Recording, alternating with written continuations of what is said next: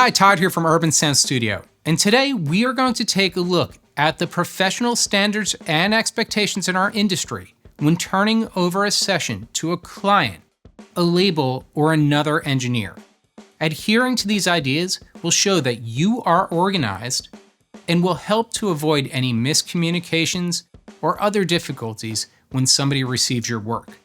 Let's start with probably the most important thing, which is file session naming and folder organization.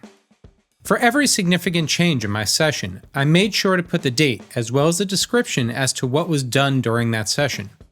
I make sure that all of my audio files are not only included in the session folder, but also end up there when recording new takes. My bounce files folder should contain any relevant bounces for the label or artist, and I always create a take folder with stem bounces for someone to be able to recall the session and make simple balance adjustments in any DAW.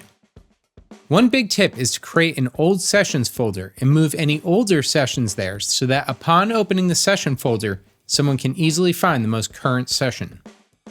I'll also have a document with sheet music, lyrics, and notes on the session.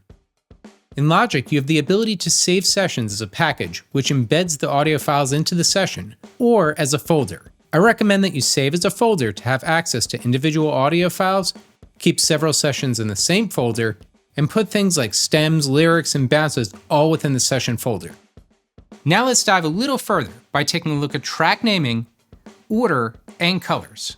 Start by making sure your tracks are in a logical order, whether top down or bottom up. Make sure to group similar tracks together, such as vocals, and then color them to make them easier to navigate. By right-clicking in Live, you can set the colors of the track headers, or select the regions and right-click them to change the region color. In Logic, Option C allows you to access the color palette, and you can change both the regions and track headers. Last, make sure your track naming always makes sense. Audio 2 is meaningless to someone looking at my session, but intro audience effects helps us know what we're mixing.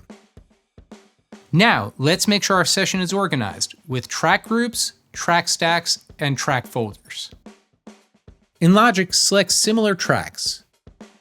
In the mixer, set them as a single group so that the tracks added together rather than individually. Then you could right-click the tracks and create a track stack to collapse the tracks into a single folder and process them all together.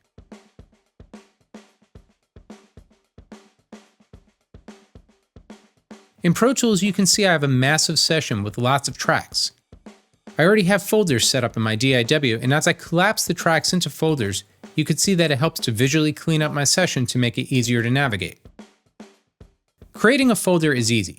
Select similar tracks, right-click them, and click Move to New Folder.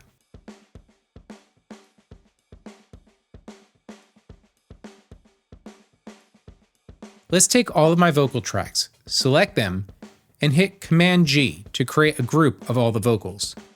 Now that they're grouped, I can select, move, and edit all of the vocals as one group. In Ableton Live, the concept is the same. Select similar tracks and hit Command-G to create a group. Let's dive into navigation by seeing how we can benefit by adding track markers. You can see how easy it is to identify my verse, interlude, and chorus. And I could add a memory location that helps to identify specific mix needs, such as where the pad enters. In Logic, adding a marker is the same idea. They make session navigation faster for anyone looking at your session.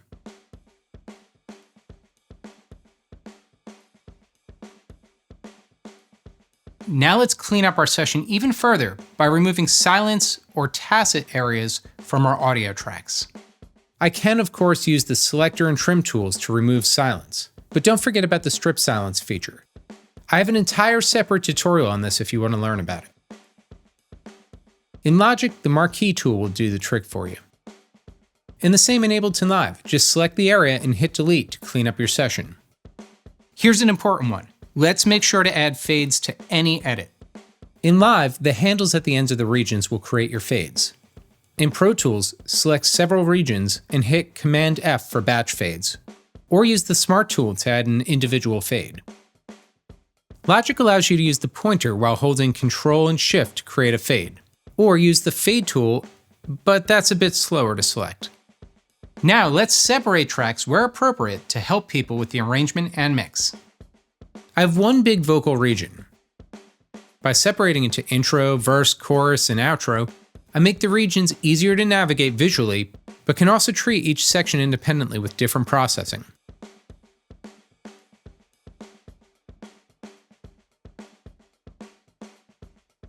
Now let's duplicate our regions and consolidate them to the session start to make sure that all tracks line up to the same point. In Pro Tools, select everything, then hit Shift-Option-3. It'll make equal length regions for all sections, creating new files that are easy to import into any DAW, and running less of a risk of accidentally misaligning a region. Now let's include reference mixes and make sure to level match them. I imported 3 reference tracks at the bottom to compare to my mix. Not only does it help me mix, but it helps another engineer know my objective when looking at the session. They're also great to deliver as a reference to mastering engineers. Just make sure to lower the level of these tracks to help match them to your non-mastered session. Last, let's make sure to export a rough mix or include a print track with our handoff. I either print to a new audio track or bounce my session and import it back into the DAW to have everything available within the session. And in the Bounce Files folder, everything is clearly labeled for a proper handoff. Thanks for watching. Do you have any additional tips you'd like to share? If so, please leave them in the comments below. And as always, please help support this channel by liking the video and hitting subscribe.